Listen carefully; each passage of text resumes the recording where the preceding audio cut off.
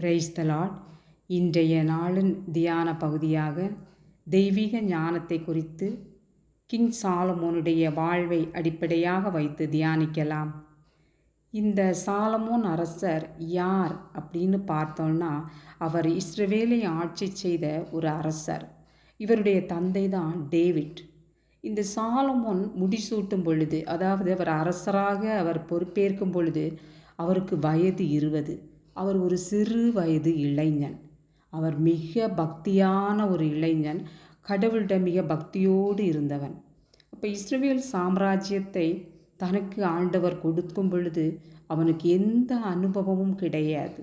இப்போ அவன் நினைக்கின்றான், எனக்கு எந்த அனுபவம் கிடையாது, போதுமான அறிவு இல்லை, நான் ஒரு சிறு பையனாக இருக்கின்றேனே என்பதை உணர்ந்த உடனே அவன் கடவுள்கிட்ட போகிறான். கடவுள்கிட்ட போய் சரணடைந்து கேட்குறான், எனக்கு இந்த பெரிய சாம்ராஜ்யத்தை நான் எப்படி வழி நடத்தணும், எனக்கு ஒன்றுமே தெரியல, எனக்கு ஞானம் வேண்டும், இவர்களை நீதி வழுவாமல் நான் நடத்தி செல்லணும்னா எனக்கு ஞானம் வேண்டும் அப்படின்னு கேட்குறான்.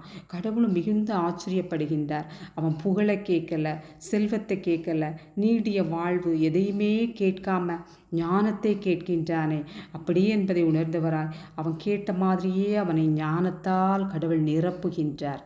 அவனுக்கு அந்த ஞானம் கிடைத்த உடனே அவனுக்கு எல்லா ஆசீர்வாதங்களும் கூடவே வருகிறது.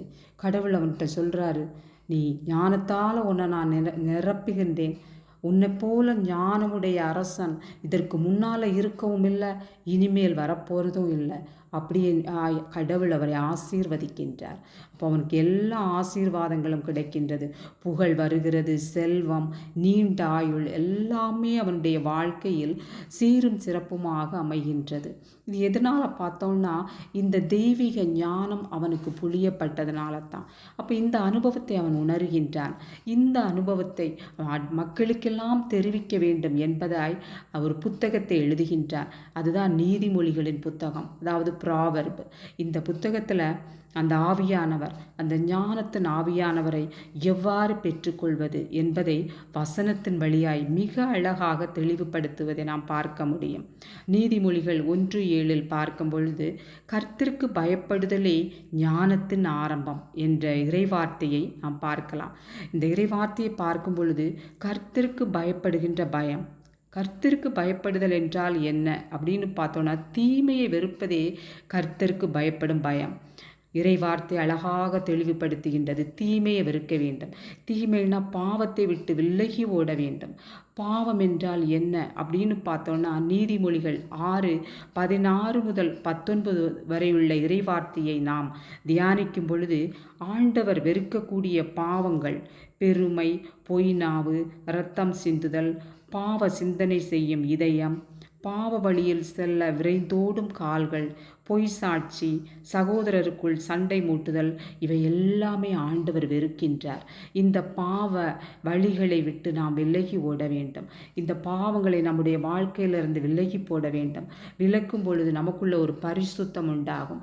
இந்த பரிசுத்தம் உண்டாகும் பொழுது இந்த ஞானத்தின் ஆவியானவர் நமக்குள்ளும் நிரப்பப்படுவார். கடவுள் நம்மளை ஞானத்தின் ஆவியினால் நிரப்புவார்.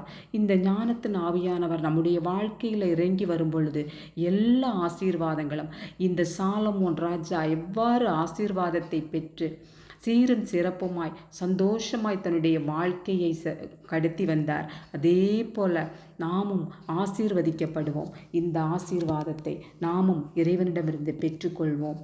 ஆமேன். ஹல்லேலூயா.